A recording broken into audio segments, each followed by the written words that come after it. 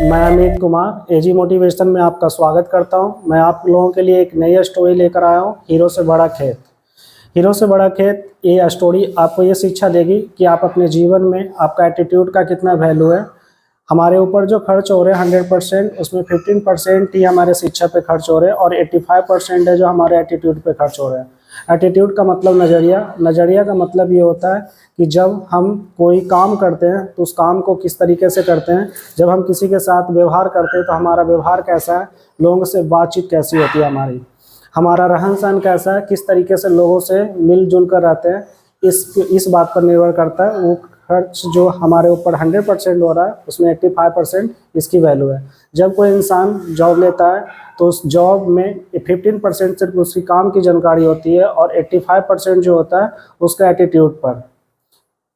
कोई भी ऑफिसर बिना अच्छे एटीट्यूड का अच्छा ऑफिसर नहीं बन सकता, कोई भी अच्छा टीचर नहीं बन सकता, कोई भी दुकानदार, माँ बाप, गुरु बिना अच्छे एटीट्यूड के अच्छे नहीं बन सकते। तो इस स्टोरी से आपको यही सीख मिलेगी कि आपने अपना एटीट्यूड सही रखना, और सही रखने से आपके एटीट्यूड को आपके जीवन में क्या फ़र्क पड़ेगा उसके बारे में जानकारी मिलेगी।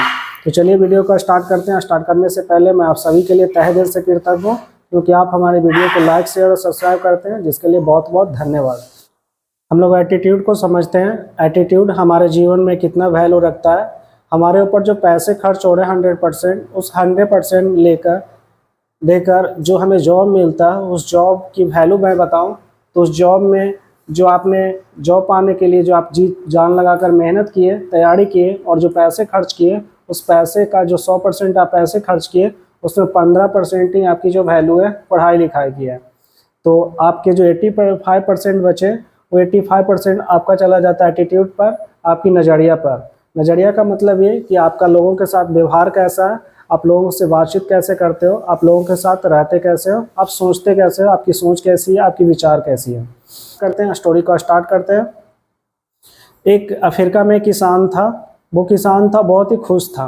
वो खुश था क्योंकि वह संतुष्ट था। वो खुश था क्योंकि वह संतुष्ट था।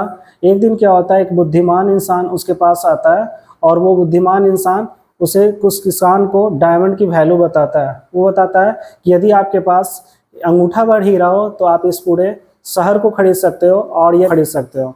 क्या होता है कि वो इंसान जो किसान है, वो उस रात पूरी रात है जो सो नहीं पाता है। और वो सो नहीं पाता है क्योंकि वह नाखुश था, क्योंकि वह असंतुष्ट था। वह असंतुष्ट था क्योंकि वह नाखुश था। अगले दिन सुबह क्या होता है कि वो अपने खेतों को बेचने का बंदोबस्त करता है और अपने घर परिवार के ज़रूरतों को पूरा कर कर है जो वो डायमंड की खोज में निकल पड़ता है। वो पूरा अफ्रीका में घूमता रहा, फिरता रहा। उसे पूरे अफ्रीका में उस डायमंड की खोज नहीं पूरी हुई। पूरा यूरोप का चक्कर लगाया, यूरोप में भी उसे डायमंड नहीं मिला। वो आर्थिक रूप से वो बहुत ही टूट चुका था, वो भावनात्मक रूप से टूट चुका था।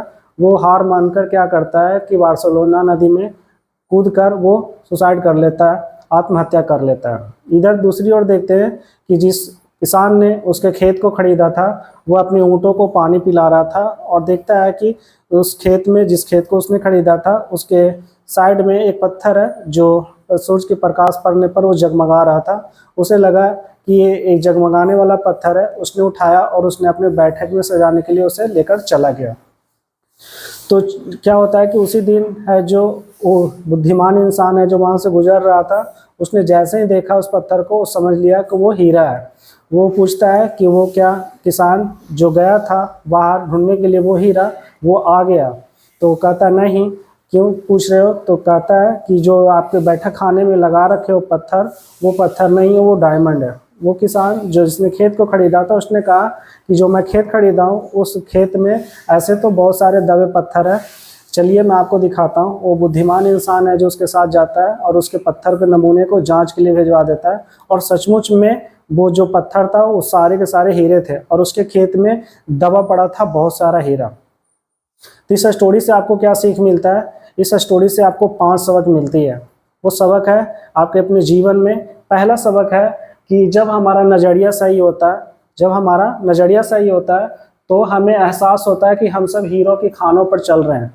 जब आपके जीवन में एटीट्यूड आपका सही होता है तो आपको महसूस होता है कि मैं जो कर रहा हूँ और जैसा हूँ, वैसी स्थिति में मैं बहुत ही खुश हूँ, बहुत ही संतुष्ट हूँ और मैं हीरो के खान पे हूँ। जब उसका नज़रिया सही होता है तो। फिर दूसरा जो हमें सीख मिलती है कि दूसरी ओर घास हमेशा हरी दिखाई देती है। हर इंसान जो यही सोचता है कि दूसरी ओर जाने पर है जो कुछ अलग बदलाव होगा, दूसरी ओर घास है जो हमेशा हरी दिखाई देती है। इसी कारण क्या होता है कि लोग, जैसे हम सोचते हैं कि दूसरा स्थान हासिल करके वो खुश हो जाएंगे, और वो पहला सोचता है कि मैं उसका स्थान पाकर खुश हो जाऊंगा, और इसी चक्कर में वो अदला बदली करने के चक्कर में लगे रहते हैं।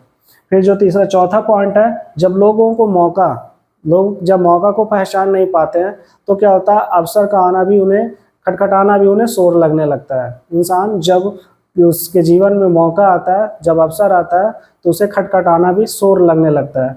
पांचवा जो पॉइंट है, एक मौका जो आपके जीवन में दोबारा नहीं आ सकता। यदि दोबारा आया तो पहले जैसा नहीं हो सकता है, होगा मगर वो पहले जैसा नहीं होगा। तो इसलिए हमें क्या करना चाहिए, इसलिए हमें जो फैसले है जो सही समय पर सही फैसले लेना चाहिए। अब यहाँ पे मैं इस पॉइंट को बात करूँ कि एक मौका दोबारा नहीं खटखटाता, दूसरा मौका अच्छा या बुरा हो सकता है लेकिन पहले वाला जैसा नहीं। जैसे मैं बात करूँ 10th और 12th या फिर जॉब की तैयारी करने वाले जो फर्स्ट टाइम में 10th है 12th है, कोई भी स्टूडेंट हो या जॉब की तैयारी कर रहा हो या 10th की तैयारी कर रहा हो या 12th की तैयारी कर रहा हो, जो फर्स्ट टाइम में उसको फर्स्ट ईयर जो मौका मिलता है उसमें यदि वो अच्छे तरीके से पढ़ाई कर लेता है और वो तैयारी कर लेता है, प्रिपरेशन कर लेता है, तो उसे कामयाबी ज़रूर मिलती है। और यदि वो अच्छी तरीके से तैयारी नहीं कर पाता है, दूसरा ईयर भी उसे मौका मिलेगा मगर वो पहले जैसा मौका नहीं होगा। मौका तो मिलेगा मगर पहले जैसा मौका नहीं होगा। यदि वो कोई स्टूडेंट है जो 10th या 12th है, फर्स्ट टाइम में जॉब लेने में चूक जाता है या फेल हो जाता है, उसे दूसरा मौका मिलता है और मिलेगा मगर पहले जैसा मौका नहीं मिलेगा। यहाँ पे इस बात की मैं बात करूँ कि दूसरी ओर घास हमेशा हरी दिखाई देती है। हर इंसान इसी चक्कर में लगा हुआ है कि मैं उसके जगह पे चला जाऊँगा, यदि वो काम करने लगूँगा तो मैं खुश हो जाऊँगा, और मैं उसके जगह पे यदि मैं बैठ जाऊँगा तो मैं खुश हो जाऊँगा। हर इंसान यही सोच कर है जो अदला बदली करने में लगे हुए हैं। हर इंसान, मान लो कि जैसे आपका ये घर है और आप इस घर में, आपको लग रहा है कि ये मेरे लिए घर अच्छा नहीं है, तो इसमें इस घर में प्रॉब्लम है, इस घर में शांति नहीं है, खुशी नहीं है, फिर यह ज़रूरत की चीज़ें नहीं है, तो आपको लगता है कि इस घर में है जो बहुत सारी कमियां हैं, यदि मैं दूसरी घर ले लेता हूं तो उसमें कोई कमियां नहीं होगी। जब आप दूसरी घर में जाओगे, जब वहां पे आप रहने लगोगे, तो वहां की कमियां, ये पहले वाली कमी तो नहीं होगी मगर दूसरी बहुत सारी कमियां होगी वहां पे उस घर में। इसी प्रकार जैसे कोई इंसान है जो जब शादी करता है तो उसके पत्नी में बहुत सारी कमियां होती है, एक कमी होती है, दो कमी होती है, तो वो सोचता है कि मेरी जो पत्नी है इसमें बहुत सारी कमियां हैं, मैं दूसरी शादी कर लेता हूँ। और जब वो दूसरी शादी करता है तो देखता है कि दूसरी जो वाइफ है उसकी, उसमें पहले वाले कमियां तो नहीं है, जो पहले वाले वाइफ में जो कमियां हैं वो कमियां तो नहीं है, मगर इसमें अनेक प्रकार की और भी कमियां हैं। फिर वो ऐसे ही यदि सोचता रहा और ऐसे ही करता रहा तो क्या होगा, उसका जीवन है जो पूरी तरीके से खराब हो जाएगी। वो जिंदगी भर पछताने के अलावा उसे सीख मिलती रहेगी और उसे पछताने के अलावा कुछ नहीं मिलेगा।